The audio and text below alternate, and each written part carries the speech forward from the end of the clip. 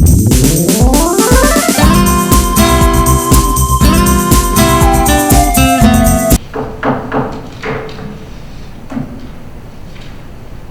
to the Open Public Meetings Act, Chapter 231, Public Law 1975, this meeting notice was sent to the Asbury Park Press on September 14, 2020, and has been duly advertised in the Asbury Park Press issued on September 16, 2020. All municipalities, clerks of the townships, and the boroughs within the regional high school district have been duly notified, and requirements of the postings of the notice has been met on September 14, 2020. Please rise for the Pledge of Allegiance. I pledge allegiance to the flag of the United States of America, and to the republic for which it stands, one nation, under God, indivisible, with liberty and justice for all.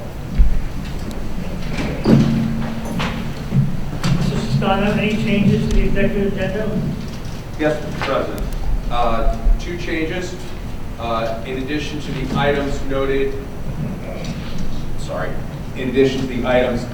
on the agenda that was made available prior to the meeting, for exception number 3, the board discussed a student matter. For box number 5, the board also discussed issues surrounding a possible referendum. Thank you. May I have a motion to approve the minutes of the January 7th, 2021 regular meeting? And I apologize, Mr. President. I meant to mention it just right before. The minutes are actually not ready. They're not being offered tonight. So we're actually going to hold on those. So before anybody makes a motion, we're just going to hold those, and we'll have those ready for the March meeting. So we can go right into communications? Yes. Okay. Communications are on file in the office of the board secretary. And we're ready for Dr. Sampson's superintendent report.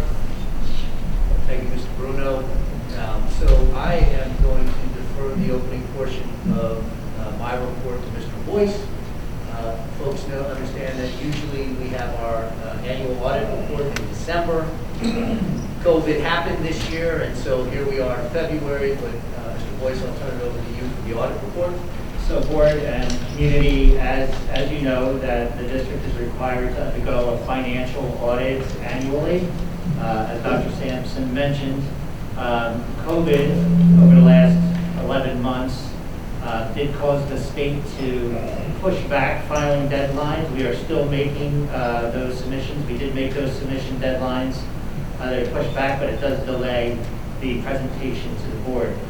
We have with us here tonight John Swisher of the firm Supley Clooney and Company to report out. And before I invite him up to the microphone, I just wanted to mention that the dynamic within my office, our administrator of finance, Trish Smith, she runs point on this process and really throughout the year on the financial record keeping, and is front and center during the course of the audit, and she deals with Mr. Swisher on the majority of this. So, and it's a job very well done year after year, and I think what you'll hear from Mr. Swisher is a similar report this year. John, I invite you up to the microphone to give your report to the board.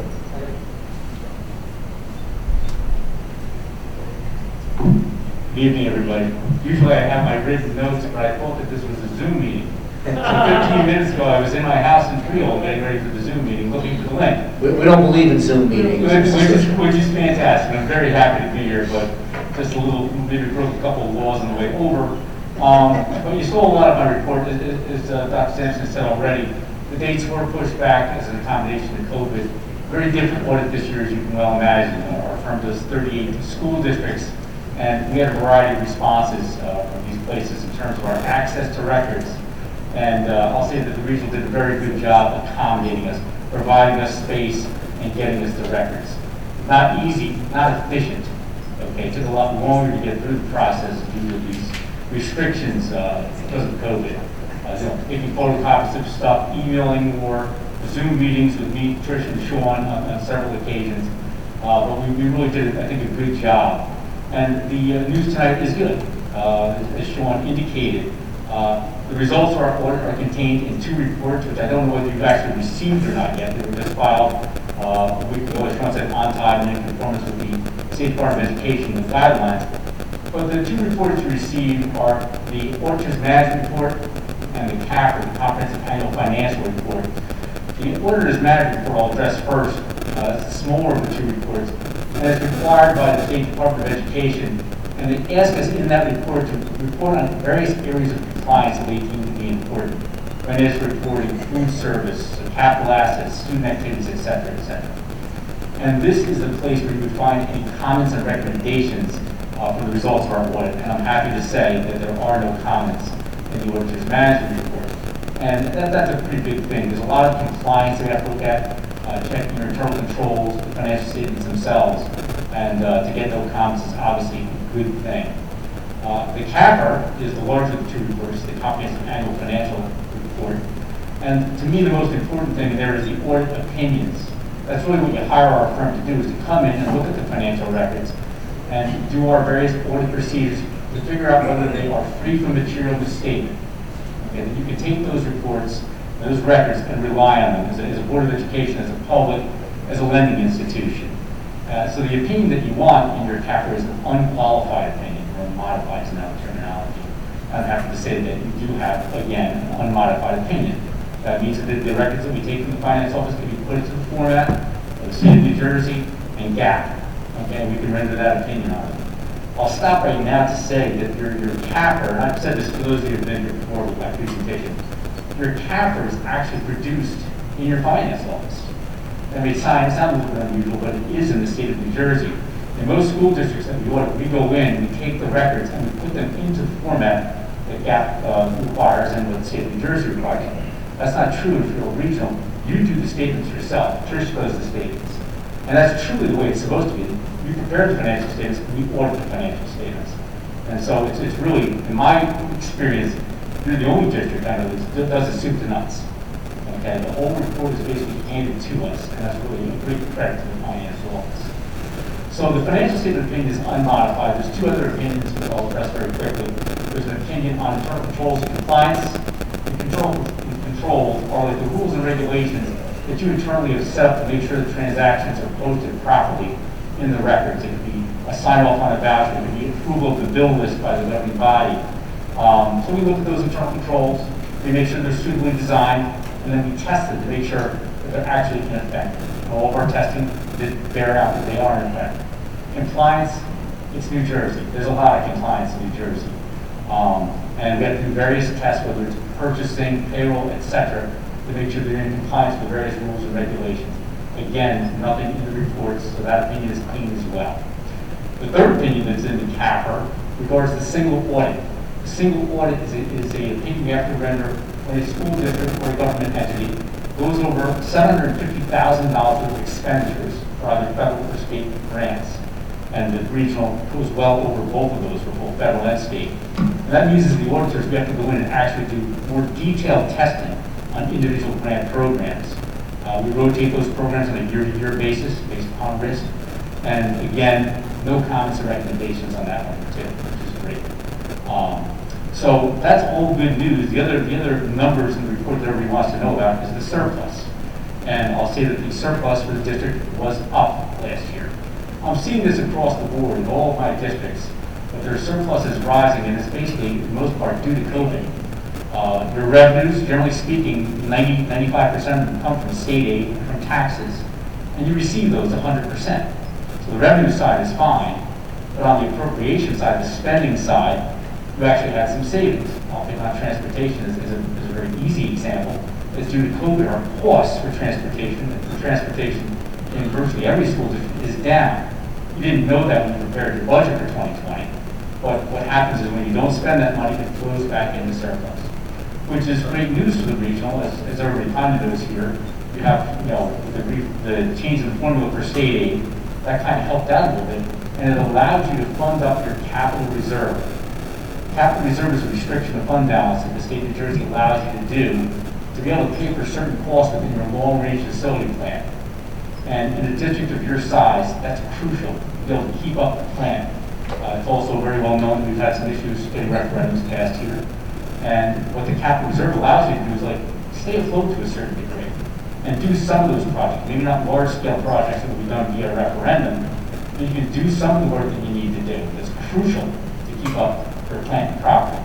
So by virtue of actually, having an increase in surplus, we're able to fund up this capital reserve this year, which I think is always a good idea to do. Again, this is a COVID year, and that allows the surplus to kind of increase. As we move forward into 21, and then 22 more importantly, there's going to be a change. I think 21 will also be pretty good because we're going to experience a lot of the same things we experienced last year with COVID. But hopefully, knocking on wood here, things are going to change when we get back to more of a semblance of normalcy as we go back to 22. Those costs will come back in. The revenue is going to stay the same in the case of your state aid drop. So there are still challenges ahead. So as of June 30th, 2020, date of this report, we did pretty well during the course of the year. The only other thing that I'm going to make a note of here regards your food service operation. And this is, again, not just a regional comment, but across the board pretty much in our school districts. The exact opposite is happening over in the cafeterias that's happening in your operating fund. The revenues are down because they're based upon lunches and subsidies based upon those lunches, where the expenses are still kind of, there. So most of my districts experience an operating loss in their cafeteria, which you guys did as well, about $77,000. Okay, and that's based upon March, April, May, June of kind of tough operating months due to COVID. So $77,000 loss. Now you're going to go through a year where we're still experiencing the remote learning, not as much in terms of sales in the cafeteria, and I've had some long talks with both Sean and Trish about how that's going to affect operations this year. As you experience losses, you're eating into the surplus that you have in that fund. I think chances are you're going to make it through this year. Okay, but you're going to have to be really looking at that and what the future looks like as well as you move forward to whatever the new normal is going to become. But it's really an area that I would keep an eye on. Okay, as I talked to Sean and Trish, that if I need to come in and help them out and look at anything, happy to do so come April or May as we get a real handle on what fiscal 21 is going to look like. But that's one area I would keep an eye on. So that's basically what I have this evening. It's good news, I think. But I'll be happy to answer any questions that the board may have at this point. I always look forward to you coming. This is my 6th year, so because it's always very positive. And Mr. Boyce and Mrs. Smith, they work so hard. What kind of recommendation could you have about food service? I mean, well, yeah, it's hard. It's nice when I have a problem with the district and I say, well, listen, your general ledger is not working. This is what you need to do. I'm in a little bit of a loss, I must say. What do you do? It's just very difficult in many of my districts to turn this around. It's going to be really predicated on how things get back to normal. One of the options that is going to be at hand, if you do find yourself in a situation where you're going to a total deficit for fund balance, is you can tap your general fund and actually contribute, a subsidy really, from the general fund over to the food service fund.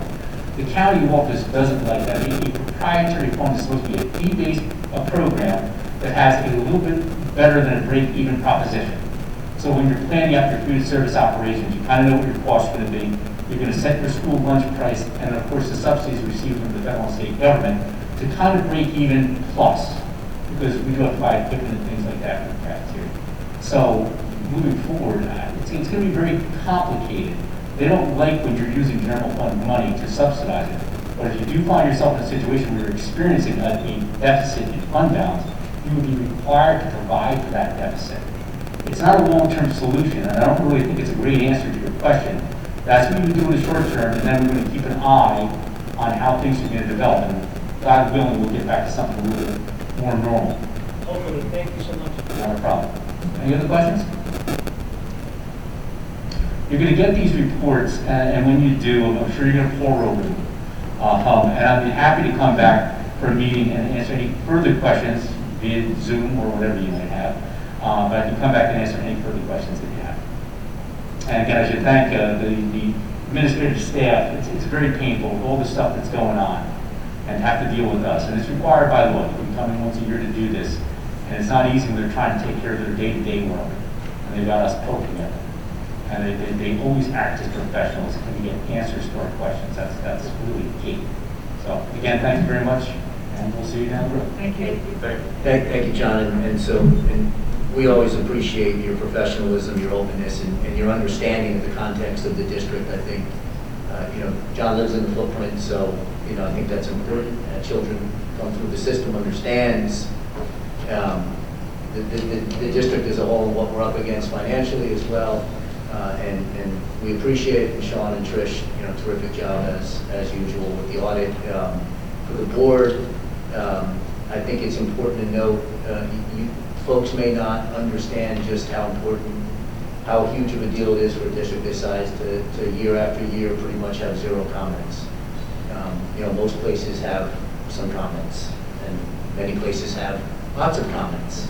So I have no comment. yeah, no puns. But thank you, and we appreciate you being flexible with us as well as we're all trying to deal with the new normal. Thank you, John. Just a word, Dr. Sampson, before you go. The audit, the CAP, or the two reports that John had mentioned, will be posted on our website. It's also available on the State of New Jersey Department of Education's website.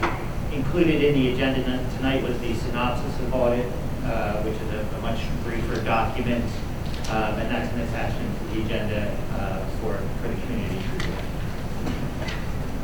Thank you, Mr. Boyce. So, a couple additional updates, quite a few updates actually. So, good news across the state today. So, on Thursdays, for those who don't know, the COVID numbers are released by the state. The Cali numbers come out. And this was the first time, I want to say, I believe since late November, that 2 of the regions in New Jersey moved out of the orange and into the yellow, right, which is moderate risk, the orange is high risk. And so the entire state of New Jersey had been in the orange for quite a period of time until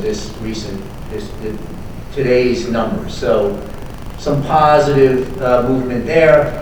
I saw last night that as of yesterday, 3% of the country had received their second dose of the vaccination. So I still can't quite figure out how we did millions with polio in like a couple weeks, but we can't get it together as a country to get the vaccination infrastructure up and running.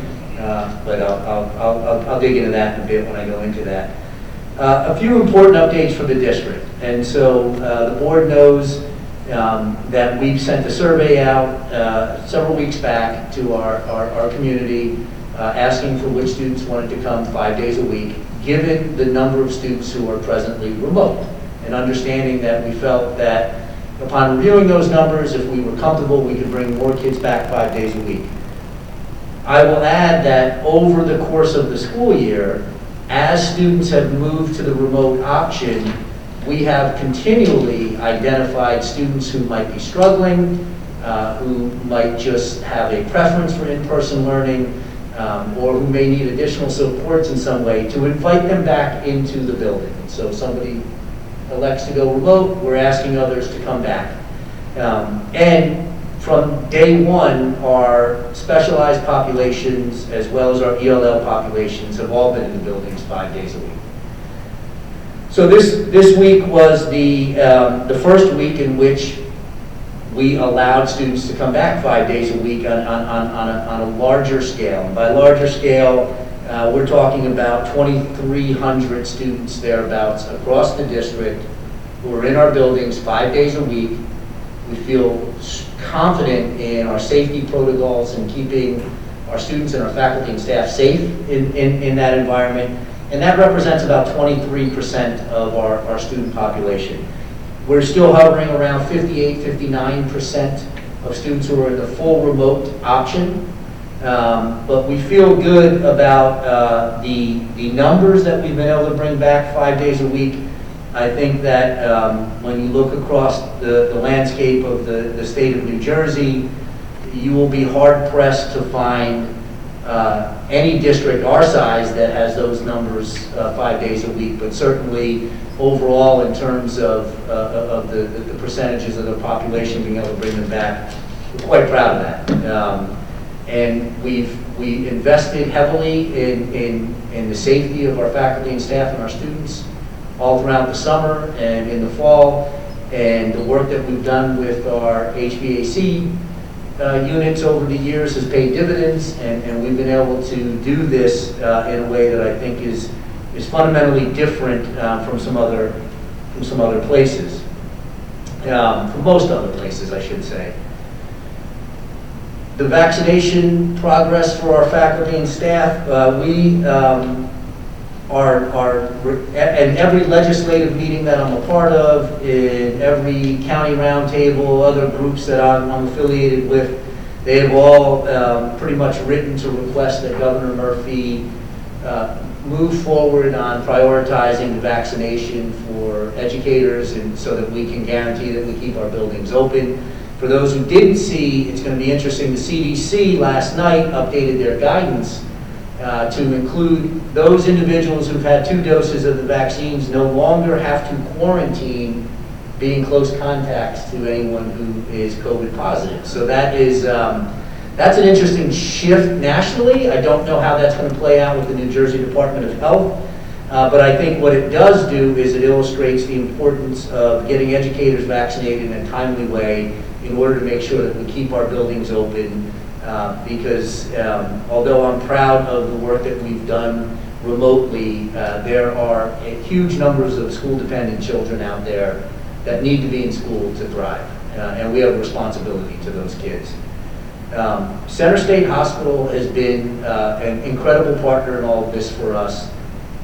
To date, they have vaccinated 520 of our high-risk staff, and so for scale, Freehold Regional High School District has approximately 1,300 employees. So we're looking at 520 of them having been vaccinated. And over the next week and a half or so, those 520 individuals will receive their second dose.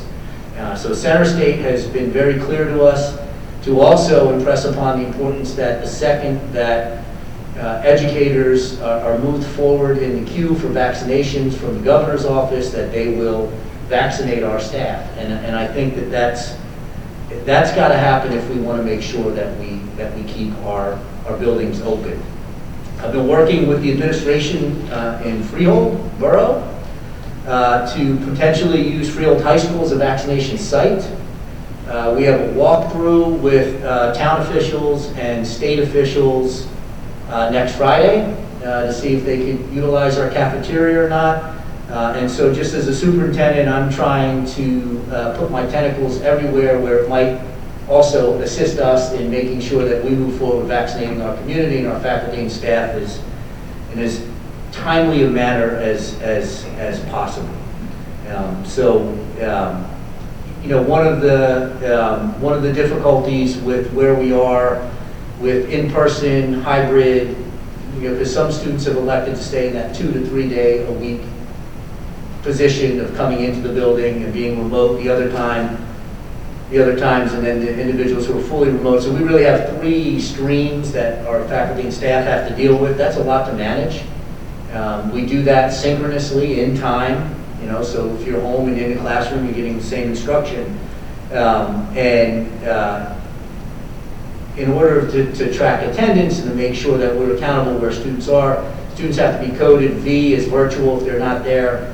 Any students that don't either show up in class or show up on the meet for instruction, all regular attendance policies and practices apply to those individuals. So if we don't see a child, we're following up home with a call, you know, noting an absence. And that's coded in the student information system, Genesis, as well, so any parents can see, because we do know that some of these high schoolers might mislead mom or dad about where they are, right?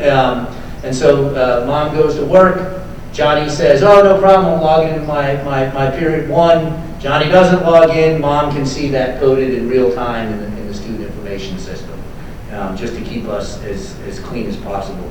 It's a lot to manage. I don't foresee it changing throughout this school year.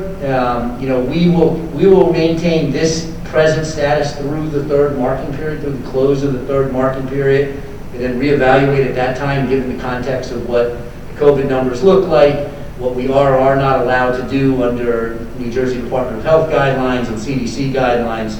And we will revisit it at the end of marking period 3. I am not as hopeful that we'll move forward as quickly as we might want to. And so I think that the flexibility under which we've operated from the start of the school year is going to be something that will continue to be a necessity as we move through the remainder of the 2021 school year. Some other important updates. If you did not see it, I know the board saw it, along with colleagues of mine, Kenyon Cummings from Wildwood, the superintendent of Wildwood, and Carol Birnbaum, the superintendent of Lenape Regional, and myself, we wrote an op-ed that ran in New Jersey Spotlight regarding the S2 implications for districts in the midst of a pandemic. And we made a strong case that cutting funding for any school districts at this point in time in this juncture of student needs is a dangerous and misplaced proposition. And that piece did garner quite a bit of attention, and I'm proud to note that next week, the 3 of us and some other representatives from our organization, NJASA, and a few other superintendent colleagues who are all also overseeing districts that are being negatively impacted by S2, Senate Bill 2. We have a conference call with a number of Democratic leaders from the governor's office and from the legislature, including the Deputy Chief of Staff for Outreach with the governor's office, the liaison to the Senate Democratic office, the liaison to the Assembly Democratic office, and the Chief of Staff for Speaker Coughlin, as well as the Chief of Staff for Assemblywoman Pam Lambert, who chairs the Education Committee. And so we plan on making the case about not just the implication of S2, but the dangers of reducing school budgets when we know that, and I'm not going to term it learning loss because I think that's an artificial construct, but we do know that there are a great number of students that are going to need additional supports and other work and programmatic interventions to make sure that over the next couple of years we come out of the pandemic as strong as we were when we went into the pandemic.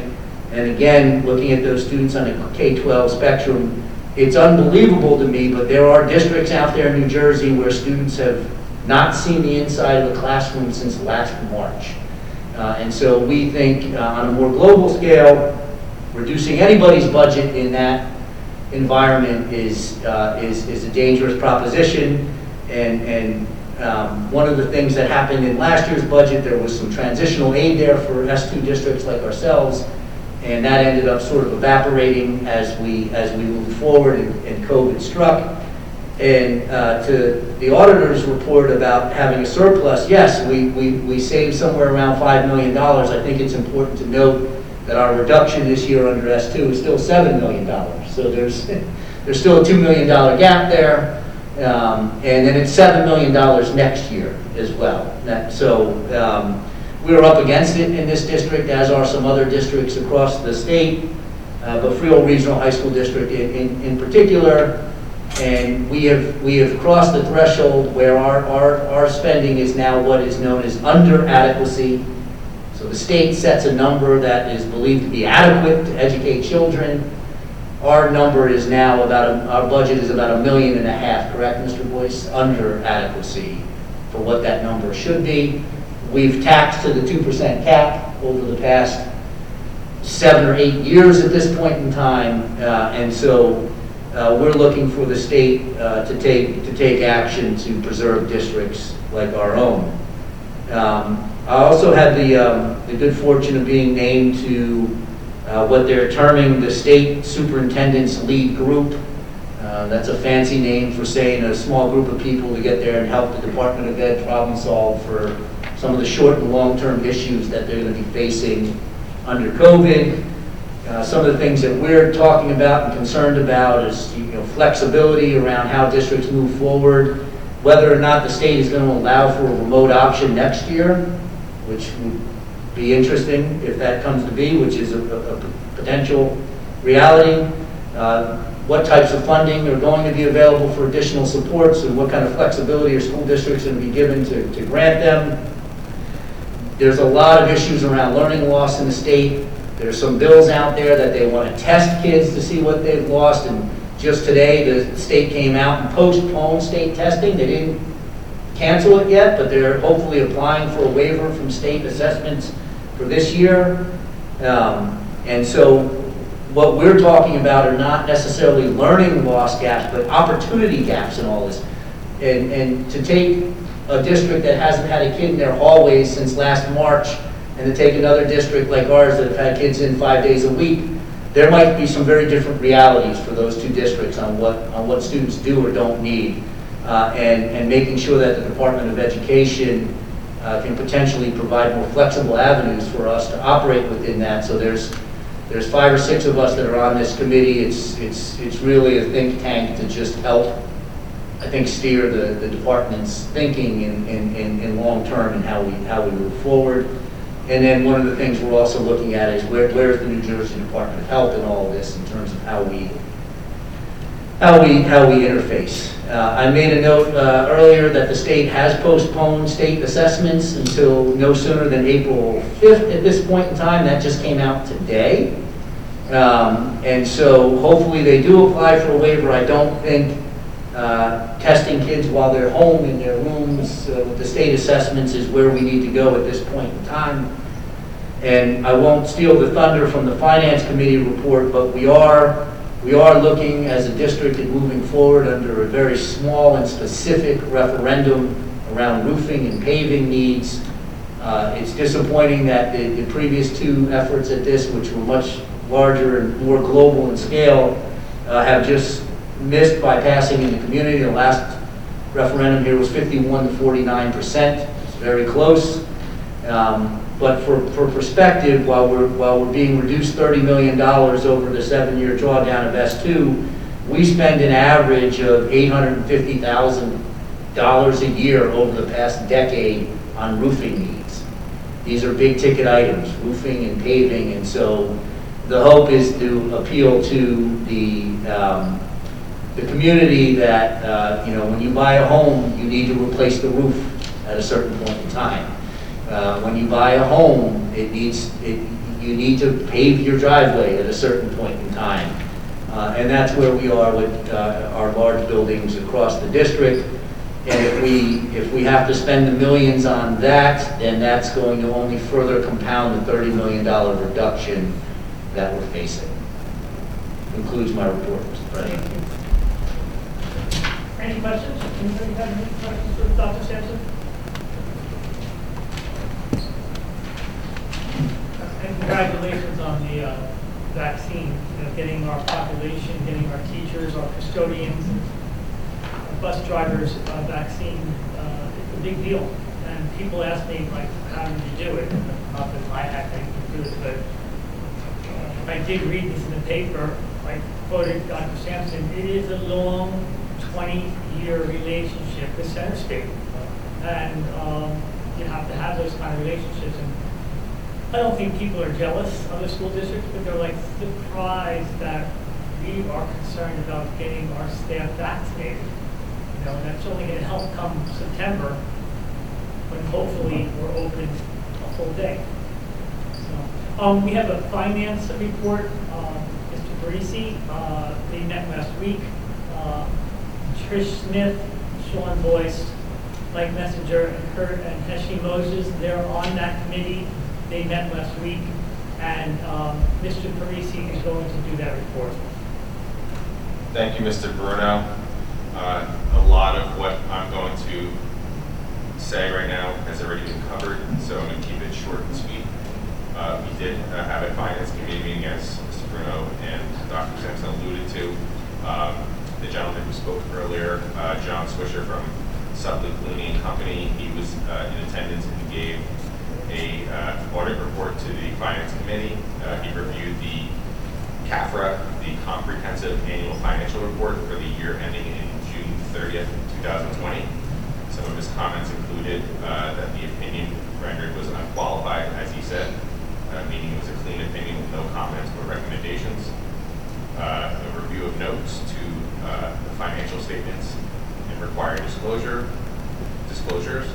The COVID effect in areas of expenditures was lower than expected in resulted in a surplus position, which was better than expected. There was a loss from operations and food service program from March 15th through June 30th, when the school year ended last year. Our capital reserve position improved, but must be viewed in context of capital needs.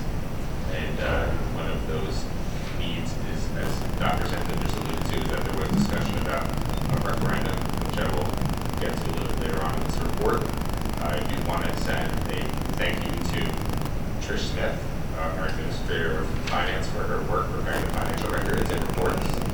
And to that end, I'd also like to thank Sean Boyce for his information as well. As far as the fiscal year 22 budget is concerned, the timeline for that right now is that we are currently in the internal analysis and deliberation phase. In February, the state aid will have their scheduled release. The tentative budget will be approved for submission to the New Jersey Department of Education in March. And then in April, we'll have our final analysis and communication.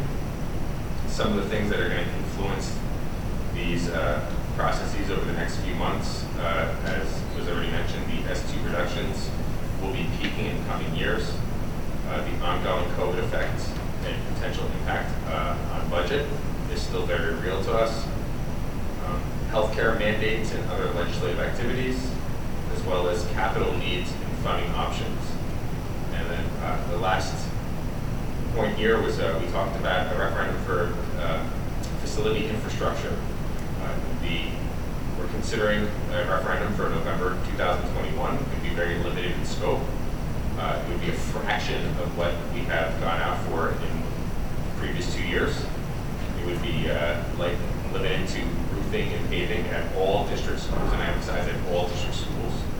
These are critical and eminent facility infrastructure needs that need to be addressed, and it's part of our capital planning in coordination with our annual budgets that we would be pursuing this referendum. So that's all I have to report on my financial committee report. Thank you, Mr. Bruno. Thank you so much.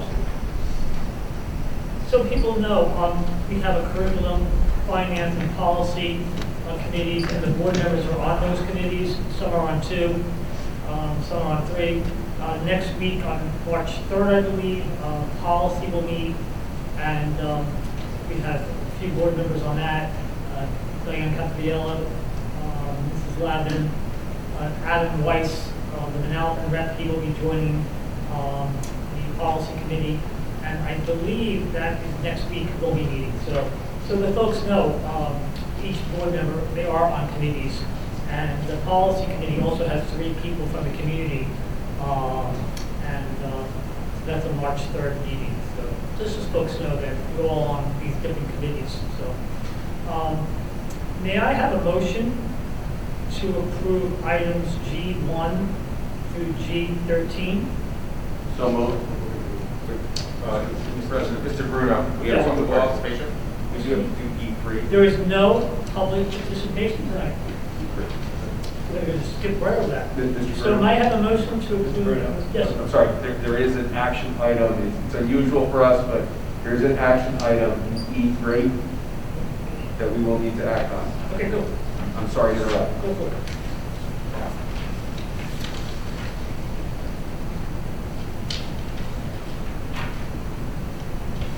So we just need a motion for E3. A motion to review E3. Motion. Second? Second? Is that a second? Yes. Discussion?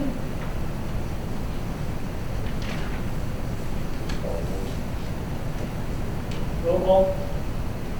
Ms. Capiello? Yes. Mrs. Hagley? Yes. Mr. Messinger? Yes. Mrs. Spinelli? Yes. Mr. Weiss? Yes. Mr. Parisi? Here's my appointment. Can I vote? Yes, you can vote. Yes. Yes, you can vote for yourself. Yes. And Mr. Bruno? Yes.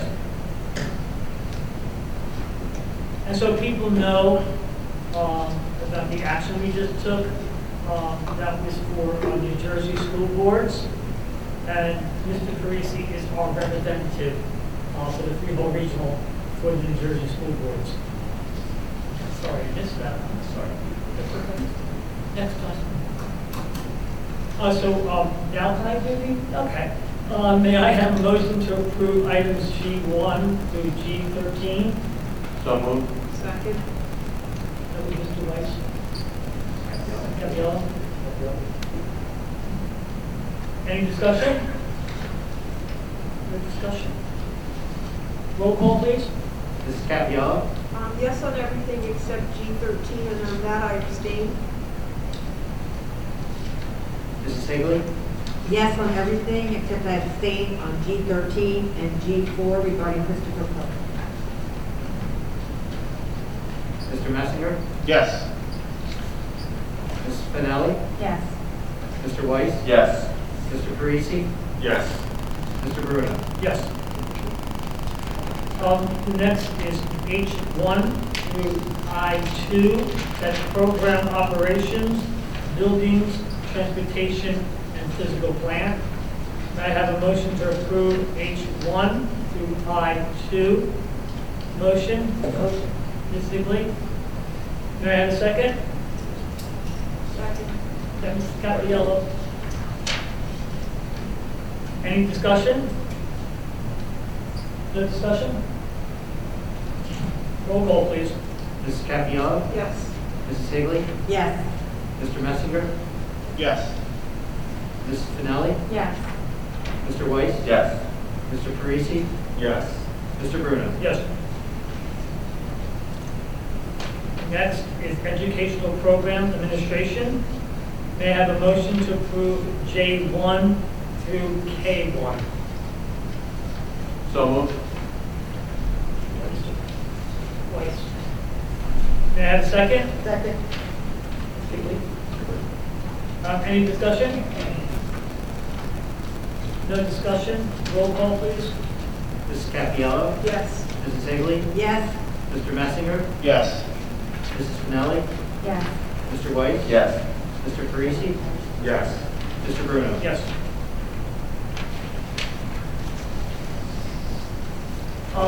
Are there any members wishing to discuss old business tonight?